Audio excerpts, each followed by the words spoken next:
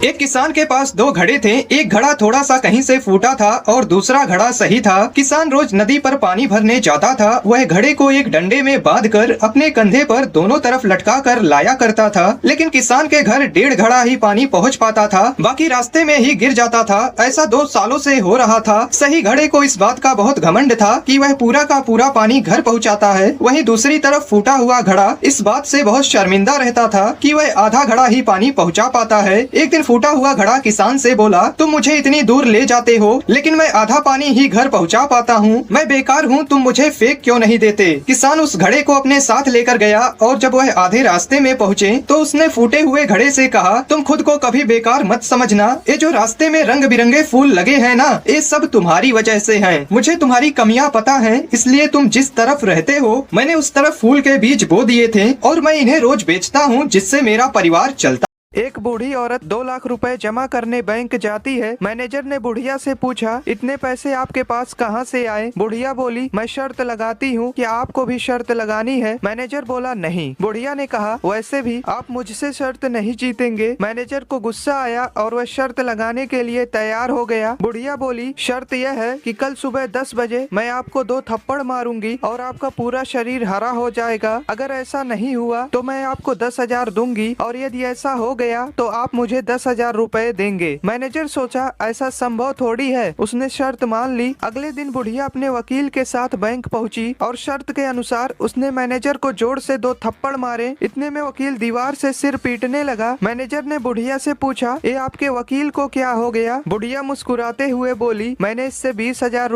ये सेब हर दिन वर्कआउट करता था क्योंकि कुछ समय पहले मालिक ने उसके दोस्त को चुना था और उसे छोड़ दिया था। इसीलिए अगले दिन उसने खुद को लाल पेंट से रंग लिया और सपने देखने लगा कि अब तो उसे भी स्टिकर मिलेगा। लेकिन तभी मालिक ने फिर से उसके दूसरे दोस्त को चुना। अब सेब ने लगभग हार मान ही ली थी और सोचने लगा कि शायद वो सेब बनने के लायक ही नहीं है। तभी उसकी नजर पास के जिम पर पड़ती है। सेब खुश हो जाता है और तुरंत ही 80 किलो के डंबल्स उठाने लगता है। वो पूरे 2 सालों तक जिम में पसीना बहाता है, लेकिन जब वो खुद को देखता है तो उसे एहसास होता है कि वो जरा भी नहीं बदला। तभी वो एक एयर पंप लेता है और खुद को पंप करके बड़ा कर लेता है। अब वो पूरे कॉन्फिडेंस के साथ वापस लौटता है और उसे आखिरकार वो स्टिकर मिल जाता है। लेकिन अगले ही दिन उसकी हवा के साथ उसका स्टिकर भी निकल जाता है और तभी मालिक ट्रक लेकर चले जाते हैं, जिससे सेब को इतना गुस्सा आता है कि वो खुद को पेड़ से अलग करके पेड़ों के बीच झूलता हुआ ट्रक का पीछा करने की कोशिश करता है। लेकिन आखिरी छलांग लगाते वक्त उसका हाथ फिसल जाता है और वो नीचे बैठे एक आदमी के ऊपर गिर जाता है। और इसी सेब की वजह से न्यूटन ने ग्रेविटी की खोज की थी।